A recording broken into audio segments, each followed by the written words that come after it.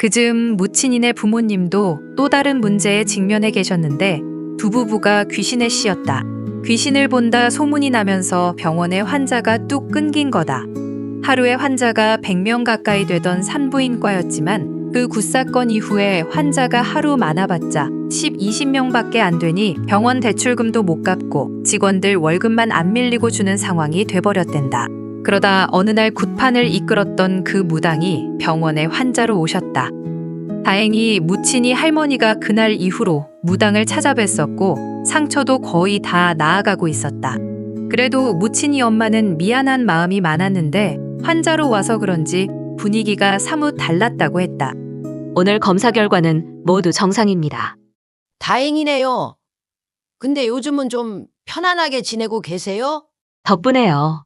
근데 제가 그날 시작 전에 집 바깥을 구석구석 살펴봤는데 금방 떨어져 나갈 놈들은 아니었어요. 이곳을 떠나기 전엔 완전히 벗어나긴 힘들 거예요. 그 말을 남기고 무당은 병원을 떠났다. 구슬한 지 어느덧 한 달여. 적어도 겉으로는 평화로운 하루하루를 보내던 어느 날이었다. 무친이가 밤에 잠을 자는데 꿈에서 세 식구가 함께 밥을 먹고 있었댄다. 근데 그 무친이랑 똑같이 생긴 귀신이 나타나서 무친이한테 악을 쓰며 소리를 쳤다. 이거 다 내 건데?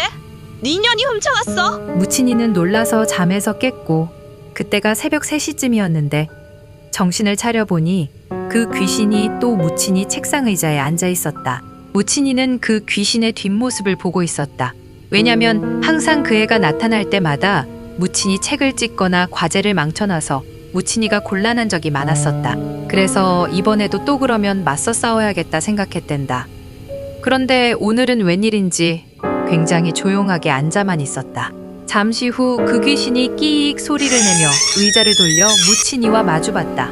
그 애가 나타날 때마다 본인과 엄청 닮았다고 생각했는데 처음으로 얼굴을 자세히 보니 진짜 더 닮았었다. 근데 자세히 보니 얼굴색이 파랬다. 귀신들 얼굴이 주로 거의 창백한 색이긴 하지만 얼굴이 파란 귀신은 무친이도 그날 처음 봤다. 무친이가 물었다. 너 나한테 원하는 게 뭐야? 내가 원하는 걸? 네가 줄 수 있어? 내가 줄 수 있는 거면 줄게. 내가 원하는 건 바로 네 목숨! 갑자기 무친이한테 달려들어 목을 졸랐다. 얼마나 목을 심하게 졸렸는지 정말 이렇게 죽나 보다. 생각하면서 마지막 힘을 내서 으아! 소리를 지르면서 귀신을 뿌리쳤는데 그때 어디선가 너 왜 이래? 정신 좀 차려봐. 하는 소리에 잠에서 깼다. 그 귀신이 덤벼든 것도 또 꿈이었던 거다. 무친이가 소리소리 지르는 걸 듣고 부모님이 놀라서 2층에서 내려오신 거였다. 다행히 무친이 몸에 큰 상처는 없었는데 그 후 3일 동안 목소리를 낼 수 없었다. 이 일이 있고 무친이 부모님은 얘한테 무슨 일이 있다는 걸 서서히 느끼기 시작하셨다. 병원의 환자는 점점 줄어가고 무친이한테는 이상한 일이 계속 생기고 그리고 워낙 작은 지방 소도시다 보니 시장에만 나가도 모두 무친이네. 가족들을 보고 수군수군대니 온 가족이 점점 피폐해져 갔다. 결국 가족들은 어디로 가든 일단 그곳을 떠나기로 결정했다. 아빠는 어느 날 퇴근길에 집 근처 부동산에 들렸고 아빠를 반갑게 맞아주시는 부동산 사장님께 물었다.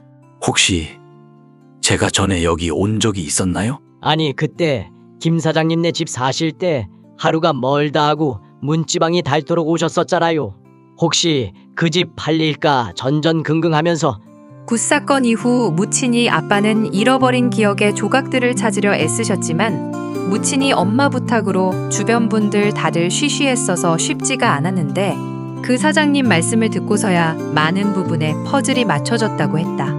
아빠는 부동산 사장님께 지금 집 가격 반만 받아도 좋으니 집을 팔아달라고 부탁하고 나왔다. 그날 저녁 온 가족이 모여서 저녁을 먹을 때 무친이 아버지는 여길 떠나자고 얘기했고 가족들은 모두 동의했다. 무친이는 이제 떠난다고 생각하니 홀가분했는데 그날부터 자기 닮은 귀신이 또 매일 꿈에 나타나서 이젠 펑펑 울었다. 2달 후 그 집은 무친이네가 처음 구매했던 가격의 3분의 1 가격에 팔렸고 병원도 팔리면서 빠르게 짐 정리를 시작했다. 그리고 언젠가 막연하게 호주에 가보고 싶었다는 엄마의 바람 따라서 호주 이민을 알아보기 시작했다. 호주로 떠나기 2주 전 마지막 짐을 국제이사로 실어보내고 그 집에서 짐을 모두 뺀 후에 세 식구는 집 뒤편 산 너머에 있던 강에서 잠시 시간을 보내고 있었는데 강물이 흐르는 걸 한참 보던 엄마가 잠시 눈시울을 붉히시더니 무친이에게 말씀을 하셨다. 이제 너도 컸으니 말해줄 때가 된 것 같다. 말해줄 때가 된 것 같다는 엄마 한마디에 무친이는 순간 오만 생각들이 스쳐갔다. 나 알고 보니 주워온 자식인가? 같은 생각들이 머릿속에서 스쳐갔고 엄마가 잠깐 뜸을 들이시는 그 짧은 순간도 못 기다리겠더랜다. 무슨 얘긴데? 이렇게 뜸을 들여. 빨리 얘기해줘, 엄마. 네 동생 여기 뿌려줬어. 나한테 동생이 있었어? 너 쌍둥이였어. 엄마가 무친이에게 이 말씀을 하신 순간 문득 무친이는 네가 내 거 다 뺏어갔다며 매일 징징대던 자기랑 똑같은 귀신이 생각났었다.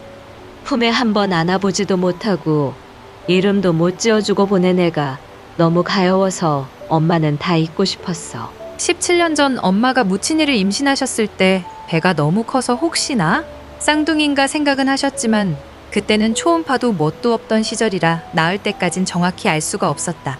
무친이를 낳고 5분 후 다시 엄마 배가 요동을 치더니 한 아이가 더 나왔는데 탯줄을 목에 3번 반을 감고 이미 숨이 거의 끊어진 상태에서 파랗고 창백한 얼굴을 갖고 나왔다. 아기를 살리려고 이리저리 1시간 넘게 처치를 하시던 담당 의사쌤은 소생이 힘들다고 판단을 하셨고 무친이 엄마한테 아직 아기 숨이 붙어 있을 때 잘 가라고 인사하세요 라고 하셨다. 그리고 그게 처음이자 마지막이었다.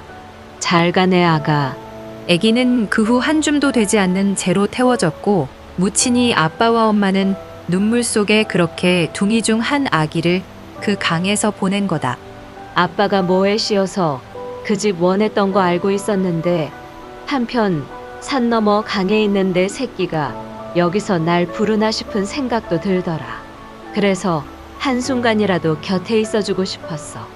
2.2kg짜리 애기 태우고 재를 받았는데 딱 반줌 정도더라.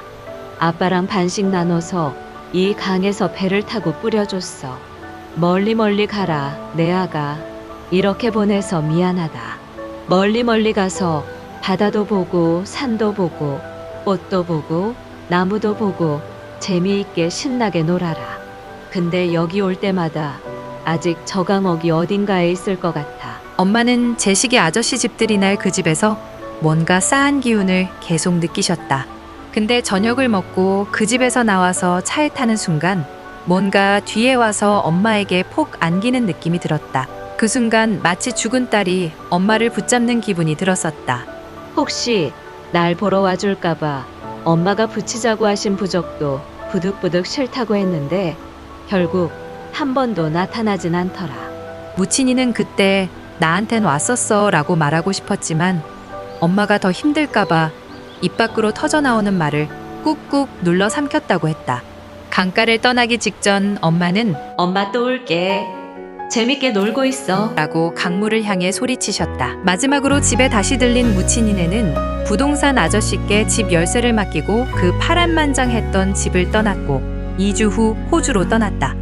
무친이는 엄마 아빠 모르게 그 집을 향해 손을 흔들면서 잘 있어 라고 인사를 했고 무친이를 닮은 그 애는 다시는 꿈에 보이지도 눈앞에 나타나지도 않았다. 하지만 호기롭게 도전한 호주 이민에서 무친이 부모님은 가져간 전 재산을 일자리를 소개해준다던 브로커에게 사기를 당하셨고 빈털터리가 돼서 6개월 만에 한국으로 돌아왔다. 그리고 돌아와서 부천에서 병원을 다시 시작하셨고 다행히 다시 금방 자리를 잡으셨다. 근데 무친이는 아니었다. 다시 한국에 온 순간부터 귀신이 하나둘 보이기 시작하더니 어느 날부터 모든 사람들에게 붙어있는 귀신들이 보이기 시작했다. 좋아요, 댓글, 구독 잊지 마시고 뒷이야기가 궁금하신 분들은 더보기를 눌러보세요. 놀라운 이야기들이 당신을 기다리고 있습니다. Memories that never grow, love I can't reason.